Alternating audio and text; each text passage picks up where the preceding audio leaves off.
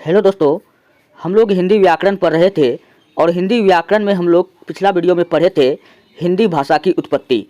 तो हिंदी भाषा की उत्पत्ति में आपने देखा था कि 1100 बीसी से पहले हिंदी का कोई इतिहास नहीं था, हिंदी भाषा था ही नहीं। इसी कारण आपने देखा होगा कि जैन धर्म का भाषा अर्धमागधी में था, बौद्ध का भाषा पाली में था। अरे भाई, जब हिंदी था ही नहीं तो हिंदी में कैसे उपदेश देगा। तो उसके बाद मैंने आपको बताया था कि कैसे आधुनिक हिंदी का जब समय आया था तो वहाँ पर 3 गो कवि के बारे में आपने जाना था। एक छायावादी युग के कवि थे। क्या था द्विवेदी युग, क्या था द्विवेदी युग, आपने इन सब के बारे में जाना था। तो क्या था भारतेंदु युग, इन सब के बारे में आपने जाना था और आपने बहुत अच्छा से मैं वहाँ पर आपको समझाया था। तो इसलिए मैं हाथ जोड़कर आप लोगों से विनती करता हूँ, आप लोग वो वीडियो अवश्य जा करके देखें। मैंने जहाँ से छोड़ा था वहीं से इस वीडियो को स्टार्ट करूँगा। तब आकर के आप पिछला वाला वीडियो देखिए, तब यहाँ पर आप करके आप MCQ टेस्ट दीजिए, क्योंकि यहाँ से जो प्रश्न है आपका 8 क्लास से स्टार्ट होकर के IAS तक के एग्ज़ाम में कहीं भी अगर हिंदी व्याकरण का सब्जेक्ट जिस एग्ज़ाम में होगा, एक भी प्रश्न का आप आंसर चाह करके भी गलत नहीं कर पाओगे। तो प्लीज़ दोस्तों, पहले उस वीडियो को जा करके देखिए, मैंने आपको बताया था। चलिए अब हम लोग वहीं से आगे बढ़ते हैं। आप पिछला वीडियो जा करके देख लीजिएगा। कौन छायावादी युग के कवि थे, मैंने बताया था आपको। अब आपको इस टाइप का क्वेश्चन पूछा जाएगा, कौन कवि द्विवेदी युग के थे। आपने बहुत पढ़ा होगा, छायावादी युग के कवि थे ये दिनकर सिंह, ये द्विवेदी युग के कवि थे, आपने बहुत पढ़ा होगा। लेकिन क्या था भारतेंदु युग, क्या था छायावादी युग, क्या था द्विवेदी युग, कब से कब इसका कार्यकाल रहा, ये सब आपको नहीं बताया होगा, क्योंकि ये थोड़ा जटिल टॉपिक है। कोई भी इस पे बात करके माथा खपाना नहीं चाहता है। मैंने आपको बहुत अच्छा से बताया हूँ। प्लीज़ आप एक बार जा करके उस वीडियो को देखें। और ये सब इस प्रकार का आपसे प्रश्न पूछा जाएगा। तो चलिए बिना विलम्ब किए हम लोग वहाँ से आगे बढ़ते हैं। तो निम्नलिखित में किस भाषा को गद्य के लिए, कविता के लिए भारतेंदु हरिश्चंद्र ने योग्य माना था। तो आपको हमने बताया था पिछला वीडियो में कि ब्रज भाषा बोला कि इसमें ब्रज भाषा में हम लोग पहले जो था भारतेंदु युग में जो था खड़ी हिंदी का यूज होता था। और खड़ी हिंदी का जो यूज होता था उसको कहानी लिखने में होता था, लेकिन कविता लिखने में नहीं होता था। मैंने आपको बताया था कि खड़ी हिंदी जो होता है वो अपना घरेलू भाषा होता है। घरेलू भाषा में कोई भी चीज़ लिखना उतना अच्छा नहीं लगता है। लेकिन जो ब्रज भाषा है ये एक साहित्यिक भाषा है। घरेलू भाषा में बदलाव होता है। मैंने बताया था, अगर कोई बच्चा बिहार का है या कहीं का भी है, अगर वो दिल्ली पंजाब चला जाता है, वहाँ से आता है 3-4 महीना के बाद, तो यहाँ पर वो तेरे को मेरे को करना स्टार्ट कर देता है।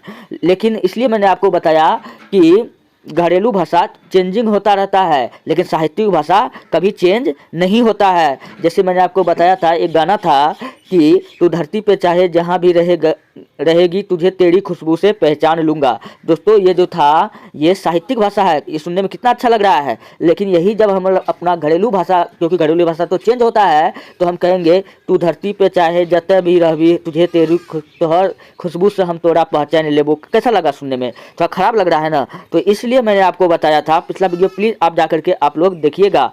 तो जब भारतेंदु हरिश्चंद्र का जब काल आया तो उन्होंने बताया कि हम लोग जो है खड़ी हिंदी का यूज हम लोग कहानी लिखने में करेंगे, कविता लिखने में उतना अच्छा नहीं होगा। उसके बाद में जो कवि आया वो तो बात ही मत छोड़ो, पूरा दुनिया ही पलट गया। वो कहा नहीं, खड़ी हिंदी में भी जो है कहानी और कविता दोनों लिखा जाता है। वो था द्विवेदी युग। ऐसा कब संभव हुआ? द्विवेदी युग में।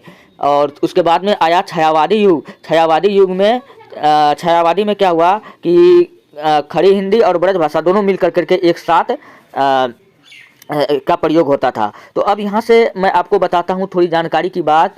हिंदी जो है हमारी भाषा है, हम लोग जानते हैं। और ये हिंदी जो हमारा भाषा है ये सर्वाधिक उत्तर भारत में बोला जाता है और दक्षिण भारत में हिंदी नहीं बोला जाता है। तो उत्तर भारत में सभी जगह हिंदी बोला जाता है। जैसे हम लोग जो हैं उत्तर भारत के हैं, लेकिन वही दक्षिण भारत में हिंदी जो है वहाँ नहीं बोला जाता है। वहाँ पर क्या बोला जाता है? मराठी बोला जाता है। मान के चलिए सॉरी, दक्षिण भारत में तमिल बोला जाएगा, उधर का जो लोग होगा। और इसी प्रकार कई भाषा हैं, मराठी भाषा है, बंगाली भाषा है, जहाँ का लोग सब है, कन्नड़ भाषा है। ये अलग अलग भाषा है दक्षिण भारत में इतने भाषा बोला जाता है।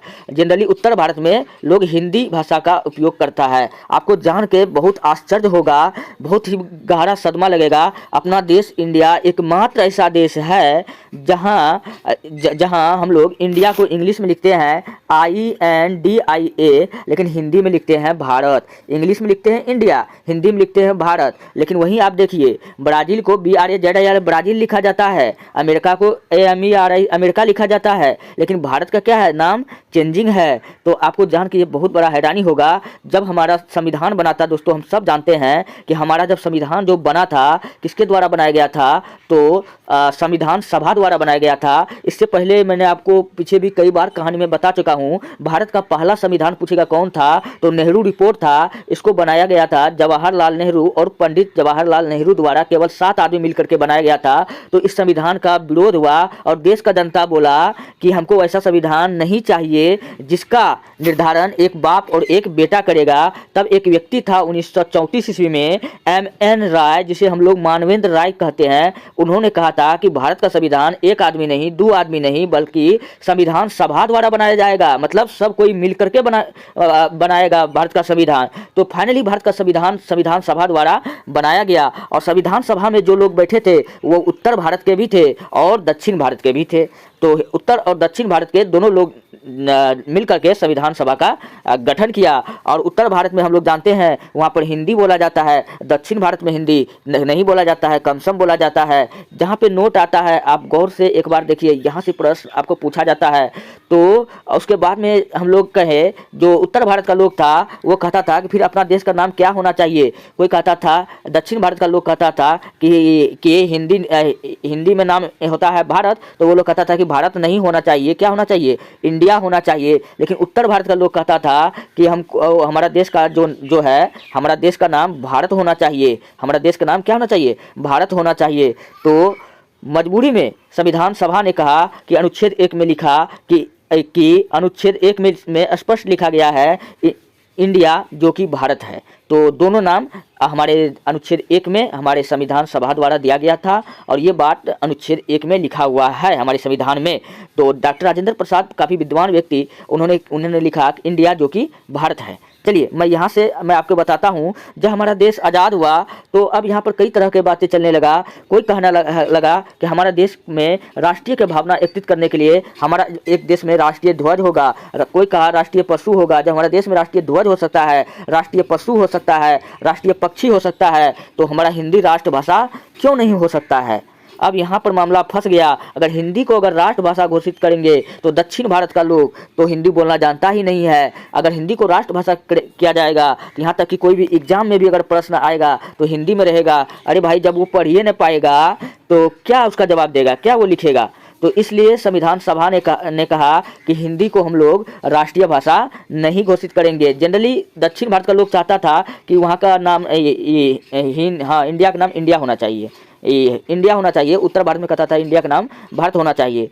तो इसका काफ़ी ज़्यादा विरोध हुआ। तो राष्ट्रीय भाषा कहा कि चलो कोई बात नहीं, हिंदी जो है वो राष्ट्रीय भाषा होगा। आप यहाँ से एक बार गौर से सुनिए, मैं आपको बता रहा हूँ, काफ़ी इंपॉर्टेंट प्रश्न है। जो बच्चा इस बात को समझ गया उसको कहीं भी दिक्कत नहीं होगा। हिंदी क्या है, एक राष्ट्रीय भाषा है। हिंदी एक राष्ट्रीय भाषा है। जब बोला गया तो इसका जम के विरोध हुआ। मैंने बताया क्यों हुआ विरोध, क्योंकि अगर राष्ट्रीय भाषा होता तो सभी जगह, यहाँ तक कि परीक्षा में जो भी प्रश्न पत्र होता वो भी हिंदी में होता। जब वो पढ़िए नहीं पाता तो क्या बोल पाता। तो हिंदी का क्या हुआ, विरोध हुआ। तब संविधान सभा ने हिंदी को कहा कि ये राष्ट्रीय भाषा नहीं है। संविधान सभा ने कहा हिंदी को राष्ट्रीय भाषा घोषित नहीं किया। आप एक बात देखिए, हिंदी राष्ट्रीय भाषा नहीं है लेकिन राजकीय भाषा है। राज्य चाहेगा तो अपना मर्जी से, अपने हिसाब से, अपने जनसंख्या में देख लेगा कि यहाँ कितना प्रतिशत लोग हिंदी बोलता है, उस हिसाब से अपना राज्य चाहे तो अपना आधिकारिक भाषा चाहे बंगाली हो गया, चाहे नेपाली हो गया, चाहे मणिपुरी हो गया, चाहे कोंकणी हो गया, जो भी होगा वो घोषित राज्य चाहे तो कर सकता है। लेकिन पूरा देश जो है, देश में हिंदी भाषा को राष्ट्रीय भाषा का मान्यता नहीं मिलेगा। और ये काम हुआ था, कब हुआ था, 14 सितंबर 1949 को हिंदी को राज्यभाषा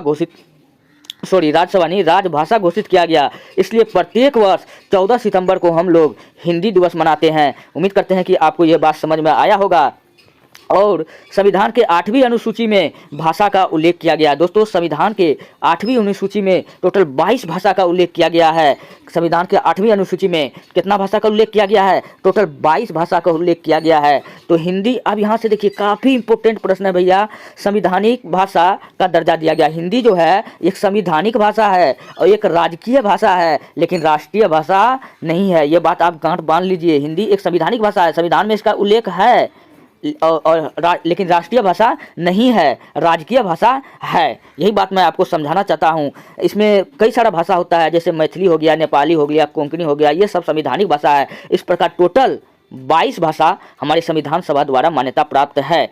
तो नोट, मैंने अभी भी आपको बताया, हिंदी एक कैसा भाषा है? तो हिंदी एक संवैधानिक भाषा है। आपसे पूछा जाएगा प्रश्न, और ये राजभाषा और ये राजभाषा है। यहाँ पर परंतु लिखा जाना चाहिए था, थोड़ा मिस्टेक हो गया है, लेकिन राष्ट्रभाषा नहीं है। उम्मीद करते हैं कि आपने ये बात समझा। तब हमारे संविधान में अनुच्छेद 343 में हिंदी का उल्लेख राजभाषा के रूप में किया गया है। मतलब अनुच्छेद 343 में स्पष्ट लिखा गया है कि राज्य चाहे तो अपने हिसाब से वहाँ क्या कर सकता है, हिंदी को अपना राजकीय भाषा घोषित कर सकता है। तो इसलिए हिंदी राजकीय भाषा है और संवैधानिक भाषा है, परंतु राष्ट्रीय भाषा नहीं है। तो मैंने जितना आपको कल पढ़ाया था उन्हीं से संबंधित कुछ MCQ है। तो चलिए आप लोग ध्यान से आप लोग बताइए कि इसका क्या आंसर होने वाला है। पिछला वीडियो दोस्तों आप प्लीज़ आप लोग उसको देख करके आइएगा।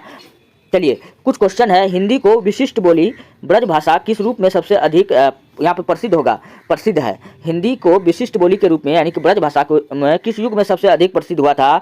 तो यहाँ ऑप्शन में है राजभाषा, ऑप्शन में है बी में है राष्ट्रीय भाषा, ऑप्शन सी में है तकनीकी भाषा, ऑप्शन डी में है काव्य भाषा। तो इसका राइट आंसर हो जाएगा काव्य भाषा हो जाएगा। मैंने याद कीजिए, मैंने आपको बताया था कि खड़ी बोली का प्रयोग केवल कहानी लिखने में होता था, कविता लिखने में हम लोग ब्रज भाषा का प्रयोग करते थे। ये कब होता था? ये होता था भारतेंदु युग में। लेकिन जैसे ही मध्यकाल आया वहाँ पर बताया गया कि हम लोग खड़ी बोली का प्रयोग कहानी में तो यूज करबे करेंगे, साथ साथ गद्य और पद मतलब कविता लिखने में भी हम करेंगे। तो ये हिंदी जो है एक काव्य भाषा है जो सुनने में अच्छा लगता है। तो हम लोग कहानी लिखने में हम लोग किसका प्रयोग करते हैं? काव्य भाषा का प्रयोग करते हैं। काव्य भाषा में हिंदी होता है। चलिए नेक्स्ट प्रश्न है, मगही किस उपभाषा की बोली है? अब यहाँ पर देखिए दोस्तों, आप जो हम लोग हिंदी देख रहे हैं आपको दिल पर गहरा चोट पड़ने वाला है। अब हिंदी भी हमारा वो हिंदी नहीं रहा। मैंने आपको बताया था वक्त में इतना ताकत है जो सब कुछ बदल सकता है। वही हुआ हिंदी के साथ। और हिंदी भी अपना बिहार वाला क्षेत्र में कई हिस्सों में बट गया, जैसे भोजपुरी हो गया, मगही हो गया। आपने ये सब सुने, आप जब सुनिएगा तो आपको थोड़ा बहुत समझ में आएगा, लेकिन आप उसका अर्थ समझ में नहीं पाइएगा।